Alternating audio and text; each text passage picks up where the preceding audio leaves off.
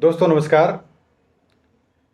मैं हूं सूर्यवली सिंह। मेरे YouTube चैनल कल्याण पथ में आप सब लोगों का बहुत बहुत स्वागत है, अभिनंदन है।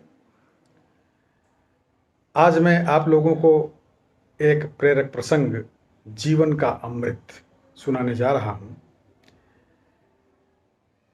आप सब लोगों से अनुरोध है कि मेरे इस चैनल को अभी तक जिन लोगों ने सब्सक्राइब न किया हो उसको सब्सक्राइब कर दें और बेल आइकन को जरूर दबाएं।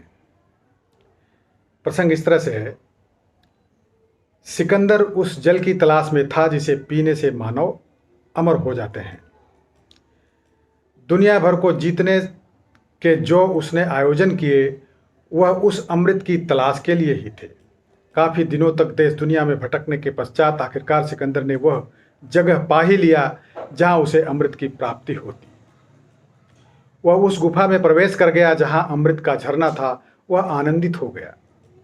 जन्म जन्म की आकांक्षा पूरी होने का क्षण आ गया। उसके सामने ही अमृत जल कल कल करके बह रहा था।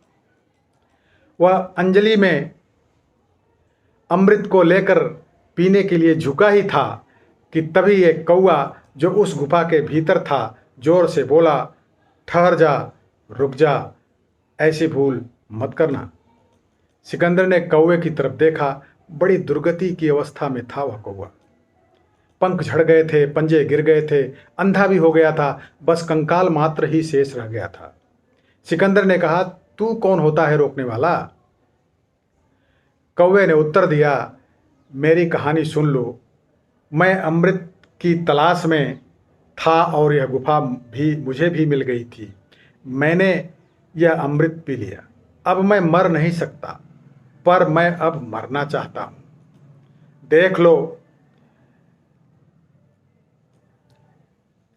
एक बार मेरी तरफ, फिर उसके बाद यदि इच्छा हो तो अमृत पी लेना। मेरे पैर गल गए हैं, मेरे हड्डियां रह गई हैं शेष और कुछ नहीं रह गया है। देखो, अब मैं चिल्ला रहा हूं, चीख रहा हूं कि कोई मुझे मार डाले, लेकिन मुझे मारा भी नहीं जा सकता। क्यों? क्योंकि मैं अमर हो गया हूं। अब प्रार्थना कर रहा हूं परमात्मा से कि प्रभु मुझे मार डालो। ऐसी एक ही आकांक्षा है कि किसी तरह मर जाऊं। इसलिए सोच लो एक बार, फिर जो इच्छा हो वो करना। कहते हैं कि सिकंदर सोचता रहा बड़ी देर तक।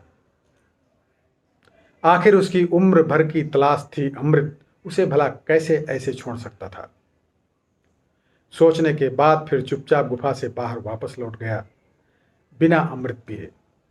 सिकंदर समझ चुका था कि जीवन का आनंद उस समय तक ही रहता है जब तक हम उस आनंद को भोगने की स्थिति में होते हैं। इसलिए स्वास्थ्य की रक्षा कीजिए दोस्तों। जितना जीवन मिला है उस जीवन का भरपूर आनंद लीजिए। यही जीवन का अमृत है। दोस्तों, ध्यान से सुनने के लिए बहुत बहुत धन्यवाद। उम्मीद है कि आपको यह प्रसंग अच्छा लगा होगा। नमस्कार।